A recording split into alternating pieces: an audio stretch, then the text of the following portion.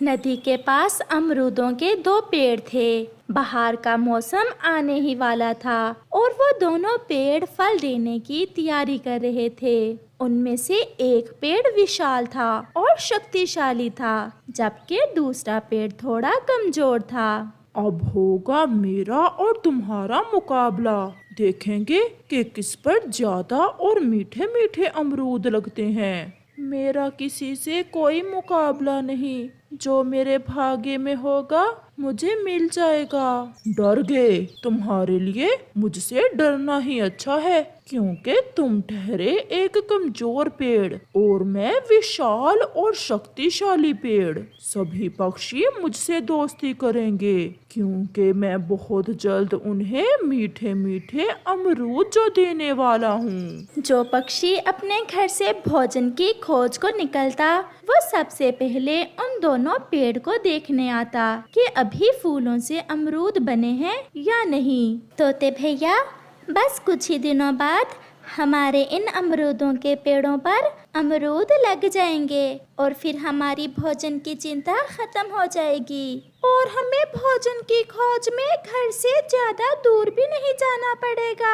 मेरे अमरूद बहुत मीठे होंगे, क्योंकि मैंने पूरी तैयारी कर रखी है और आप सब पक्षी खुश हो जाओगे मेरे अमरूद देखकर। विशाल पेड़ भैया, हम सब पक्षी आप दोनों पेड़ों को देखने इसीलिए तो आते हैं। हर रोज हम सब बड़ी बेसब्री से आपके अमरूद बनने का इंतजार कर रहे हैं। परंतु चिड़िया, वो जो मेरे साथ वाला पेड़ है वो तो इस बार तुम्हें अमरूद नहीं दे सकेगा, क्योंकि वो बहुत कमजोर है और उस पर फूल भी बहुत कम लगे हैं। इतना घमंड अच्छा नहीं होता दोस्त। समय बदलते देर नहीं लगती। मैं कमजोर हूँ तो क्या हुआ, हूँ तो मैं भी तुम्हारे जैसा ही अमरूद का पेड़। खबरदार, चुप कर जाओ। अगर फिर कभी खुद को मेरे जैसा पेड़ कहा तो उखाड़ कर रख दूंगा तुम्हें जड़ से। अरे अरे, आप तो ऐसे ही लड़ रहे हैं। जब फल लगेंगे तो देखा जाएगा। समय गुजरता गया और फिर एक दिन दोनों पेड़ों के फूलों से छोटे छोटे कच्चे अमरूद बन गए। वाह वाह विशाल पेड़ जी, आप पर तो बहुत ज्यादा कच्चे अमरूद लगे हुए हैं। जब ये सब पक जाएंगे तो क्या शान होगी आपकी, और हर कोई आपसे दोस्ती करना पसंद करेगा। और मेरे साथ वाले पेड़ को देखो जरा, इस पर बहुत थोड़े अमरूद हैं। थोड़े जरूर हैं, परंतु मेरे अमरूद तुमसे ज्यादा मीठे और स्वादिष्ट होंगे, क्योंकि मैं हर समय अपने मन को खुश रखता हूँ और आप हर समय दूसरों का बुरा ही सोचते रहते हो। कौवा दोनों की लड़ाई देखकर बहुत खुश होता है। वो थोड़ा और मसाला लगाता है। चुप कर जा ओ कमजोर पेड़। अगर हमारे बड़े पेड़ जी को गुस्सा आ गया तो छोड़ेगा नहीं तुम्हें। ऐसे वो कमजोर पेड़ डर के मारे चुप कर जाता है। चिड़िया और तोता भी वहाँ आ जाते हैं। अरे पेड़ जी, आप क्यों रो रहे हो? मेरा पड़ोसी हर समय मेरा मजाक बनाता है। मैं कमजोर हूँ तो इसमें मेरा क्या दोष है। आज फिर कौवा और विशाल पेड़ मिलकर मेरा मजाक बना रहे थे। आप चुप कर जाएं, कमजोर पेड़ जी। हम अभी जाकर विशाल पेड़ से पूछते हैं। विशाल पेड़ जी, आप अपने पड़ोसी से प्यार से क्यों नहीं रहते? इससे पहले कि पेड़ कुछ कहता, कौवा तुरंत बोलता है, चल भाग यहाँ से। कमजोर को कमजोर नहीं कहेंगे तो और क्या कहेंगे। तुम भी तो उस पेड़ जैसी ही हो, छोटी और कमजोर चिड़िया। मैं शक्तिशाली हूँ, इससे बड़ा हूँ, फिर मैं क्यों ना घमंड करूँ अपनी ताकत का, अपने फलों का। जो जलता है मुझसे जले। और हाँ चिड़िया और तोते, अगर तुमने भी मेरे साथ मिलकर उस कमजोर पेड़ का मजाक ना बनाया तो इस बार मैं अपना एक अमरूद भी तुम्हें नहीं दूंगा। जैसा बुरा ये कौवा वैसे ही तुम।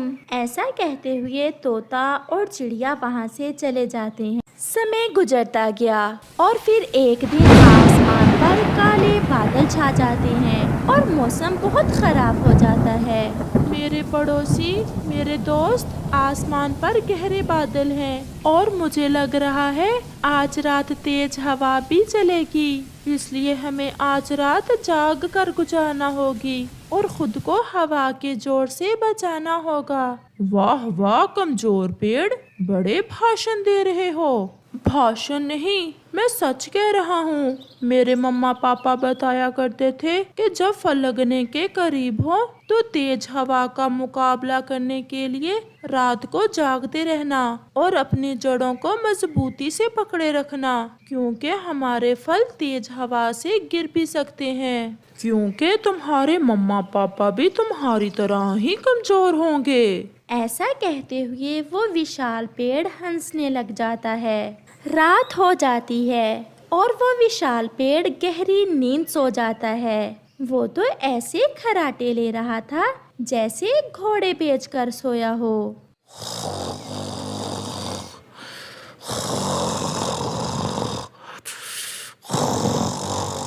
परंतु उसका पड़ोसी कमजोर पेड़ जाग रहा था। फिर तेज हवा शुरू हो जाती है। हवा बहुत तेज थी और उस विशाल पेड़ की डालियां एक दूसरे से टकरा रही थीं और वो आराम से सोया हुआ था, जबकि कमजोर पेड़ अपनी डालियों को मजबूती से थामे हुए था और वो खुद पर काबू किए हुए था। रात ऐसे ही गुजर जाती है और सुबह हो जाती है। उठो उठो पड़ोसी, देखो तुम्हें तुम्हारे घुमंड की सजा मिल चुकी है। आपके सारे ही अमरूद पकने से पहले ही गिर गए हैं। वो विशाल पेड़ भी उठ जाता है और अपने नीचे ढेर सारे कच्चे अमरूद देख वो बहुत दुखी हो जाता है। पड़ोसी, जल्दी से मुझे देखकर बताओ कि मेरे ऊपर कितने अमरूद बचे हैं। केवल एक अमरूद बचा है और वो भी छोटा है। फिर कुछ दिनों बाद सूरज की रोशनी और ठंडी हवा से उस कमजोर पेड़ के सारे अमरूद पक जाते हैं, जिन्हें खाने सभी पक्षी आ जाते हैं। देखा विशाल पेड़, आपने घुमंड किया और आपको आपके घुमंड की सजा मिली। परंतु वो घमंडी पेड़ तो ऐसे चुप था जैसे उसे सांप सूंघ गया हो। क्या मैं भी आपके थोड़े से अमरूद खा लूं? कौवा ऐसे कहता है तो वो कमजोर पेड़ मुस्कुराने लग जाता है। तो देखा दोस्तों कि हमें कभी भी घुमंड नहीं करना